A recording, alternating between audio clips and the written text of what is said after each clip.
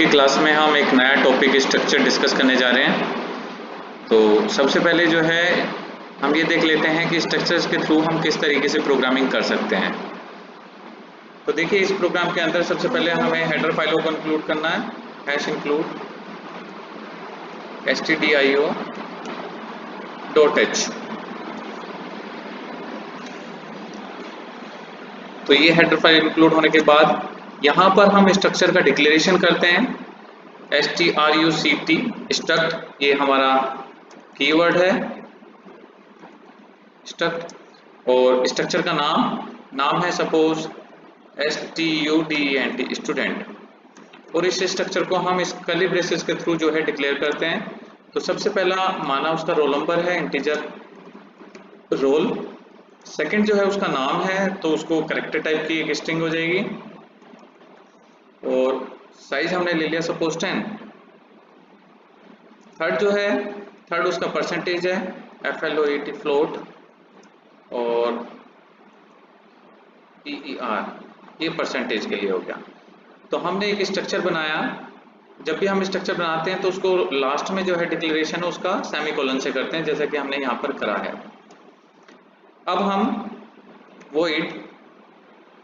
void इसमें आएगा नहीं, इसमें मेन से ही करेंगे। मेन की बॉडी को स्टार्ट करते हैं। तो ऊपर जो है ये यहाँ से जो हमारा पोर्शन है यहाँ से यहाँ तक, ये सारा जो है ये कहलाता है स्ट्रक्चर डिक्लेरेशन।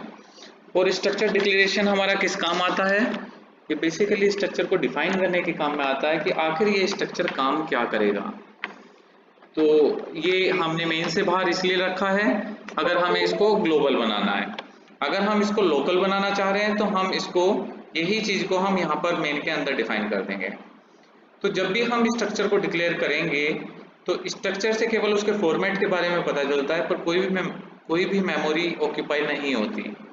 मेमोरी को ऑक्यूपाई करने के लिए इस स्ट्रक्चर का हमें एक वेरिएबल बनाना पड़ेगा।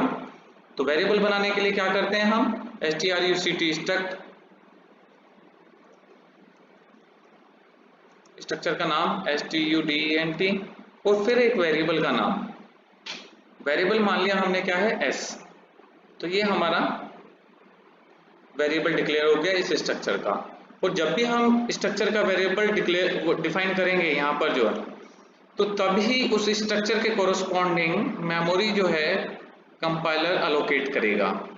अदरवाइज खाली इस जो ये हमारा शेडेड पोर्शन है ब्लू का, खाली अगर हम यही करेंगे तो इसके थ्रू हमारा स्ट्रक्चर का मेमोरी कोई भी ऑक्यूपाई नहीं होगी। इसके साथ साथ हमें स्ट्रक्चर का अगर वेरिएबल डिक्लेयर करते हैं तब हमारा स्ट्रक्चर के लिए मेमोरी ऑक्यूपाई होगी। फिलहाल इस केस में हमारी मेमोरी कितनी ऑक्यूपाई होगी वो हम डिस्कस कर लेते हैं। ये रोल जो है हमारा इंटीजर टाइप का है जो कि 2 बाइट लेगा। नेम जो है ये आपका 10 कैरेक्टर का है, 10 बाइट लेगा, और फ्लोट जो है ये 4 बाइट का होगा, तो ये हमारा 4 बाइट लेगा।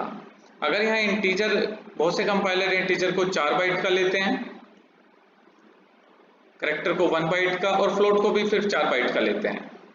तो अगर कंपाइलर उस हिसाब से काम करेगा तो 4, 10, 14 और 4, 18 बाइट ओवरऑल रिजर्व होंगी। लेकिन टर्बोसी के अंदर ये है कि ये 2 बाइट, ये 10 बाइट और ये 4 बाइट, तो ओवरऑल कितना 16 बाइट ऑक्यूपाई होंगी। तो हम रन करा कर देख लेंगे कितनी मेमोरी ऑक्यूपाई होगी, लेकिन फिलहाल हम स्ट्रक्चर को पूरा यूज कर लेते हैं। तो यहाँ पर हम printf फंक्शन लगा सकते हैं, printf/n, enter the value of structure elements। और एलिमेंट्स कौन से हैं? Roll number, comma name and percentage. ये जिससे यूजर को ये सीक्वेंस आपका डिपिक्ट हो, दिखाई दे, इसलिए ये हमने इस तरीके से हेल्प के लिए इस printf में लगा दिया। अब क्या है, अब scanf के थ्रू हम इनपुट ले लेते हैं। तो कैसे लेंगे? scanf इसमें देखा कि यहाँ पर हमने स्ट्रक्चर का डिक्लेरेशन करा है। ये हमारा स्ट्रक्चर वेरिएबल डेफिनेशन है। यहाँ पर हमने स्कैनफ के थ्रू स्ट्रक्चर के एलिमेंट्स को वन बाय वन जो है इनपुट करा। सबसे पहला एलिमेंट जो है वो रोल नंबर है, तो हमने %d यूज करा। दूसरा जो है हमारा स्ट्रिंग है, तो %s यूज करा। और तीसरा जो है हमारा परसेंटेज है, तो हमने %f यूज करा। तो यहाँ पर एक चीज नोट करने वाली है कि जब भी हम स्ट्रक्चर के एलिमेंट्स को रीड करेंगे तो हमें क्या है, उसको रीड करने के लिए डॉट ऑपरेटर का यूज करना पड़ता है, जो कि हाँ यहाँ पर है। और डॉट ऑपरेटर के लेफ्ट हैंड साइड में स्ट्रक्चर का वेरिएबल का नाम होता है, राइट हैंड साइड में एलिमेंट का नाम होता है। तो सपोज हमें अगर इनपुट कर दिए है रोल नंबर वाले फील्ड के अंदर, तो हम लिखेंगे s डॉट रोल। नेम में करनी है तो s डॉट नेम। और परसेंटेज में करनी है तो s डॉट per। %, हमारा किस लिए? %, हमारा स्कैनफ के साथ यूज होता है, तो %, हमने उस लिए यूज करा है। अब यहाँ पर हमने मैसेज को डिस्प्ले कराया है, और यहाँ पर मैसेज स्ट्रक्चर के अंदर जो एलिमेंट्स हैं उनको डिस्प्ले कराया वन बाय वन। पहले रोल नंबर, फिर नाम, और फिर परसेंटेज, जिसको हमने %d, %s और %f के थ्रू जो है डिपिक्ट कराया। तो ये इस तरीके से हम अपने प्रोग्राम में स्ट्रक्चर को यूज करेंगे। तो एक बार फिर से रिकॉल कर लेते हैं कि स्ट्रक्चर को यूज करने से पहले हमें उसको डिक्लेयर करना पड़ता है।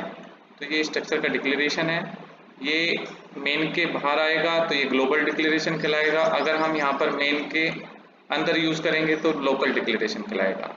जब भी हम स्ट्रक्चर को डिक्लेयर करते हैं तो वो लास्ट में यहाँ पर आप देख रहे हैं सेमीकोलन, तो सेमीकोलन से वो टर्मिनेट होता है। स्ट्रक्ट कीवर्ड है और स्टूडेंट स्ट्रक्चर का नाम है। इस स्टूडेंट स्ट्रक्चर के अंदर हमारे 3 एलिमेंट हैं, एक रोल नंबर, एक नाम और तीसरा percentage. Roll number integer type का है, नेम हमारा स्ट्रिंग टाइप का है क्योंकि 10 कैरेक्टर हैं, और per हमारा फ्लोट टाइप का है। तो ये स्ट्रक्चर डिक्लेरेशन के बाद हमें उस स्ट्रक्चर का वेरिएबल क्रिएट करना होता है, जैसे कि हमने यहाँ करा है। यहाँ वेरिएबल का नाम है s, और किस टाइप का है? स्ट्रक्ट स्टूडेंट, जो कि हमने यहाँ बनाया हुआ है। स्ट्रक्ट स्टूडेंट बनाया हुआ कैसे है? वो यहाँ से यहाँ तक हमारा बनाया हुआ है। तो s नाम की एक मेमोरी जो है वो ऑक्यूपाई होगी, जिसके अंदर 3 एलिमेंट होंगे, रोल नंबर, नेम और per। अब उन मेमोरी में हम स्कैनफ के through one by one elements को इनपुट करा लेंगे। जैसी उसकी डेटा टाइप है उसके अकॉर्डिंग फॉर्मेट स्पेसिफायर यूज हो जाएंगे, और फिर उसके बाद हम उस स्ट्रक्चर के अंदर एलिमेंट्स में जो स्टोर्ड हुआ है उसको डिस्प्ले करा देंगे स्क्रीन पर, जैसे कि हमारी नॉर्मल अप्रोच है, printf के थ्रू वो डिस्प्ले हो जाएगा। तो इस तरीके से स्ट्रक्चर जो है हमारा यूज होता है प्रोग्रामिंग के अंदर, रिकॉर्ड कीपिंग के अंदर। ओके।